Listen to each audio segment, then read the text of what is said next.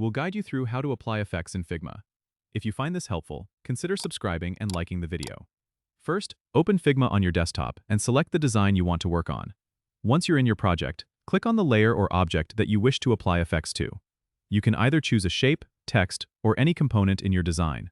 Look over to the right-hand side of your screen. You'll find the Properties panel. Scroll down until you see the section labeled Effects. This is where the magic happens. Click on the plus icon next to Effects to add a new effect to your selected layer. You'll see a drop-down menu with options like Drop Shadow, Inner Shadow, Layer Blur, and Background Blur. Select the effect you want.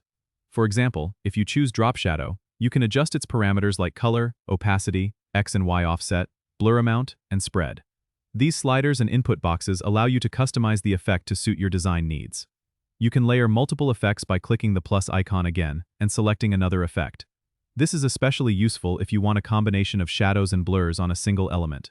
If you ever need to remove an effect, simply hover over it in the Effects panel and click the small minus icon that appears. Remember, playing around with these settings can help you achieve the perfect look and feel for your design. Experiment with different effects to see what works best for your project. Don't forget to subscribe and comment if this helped you out.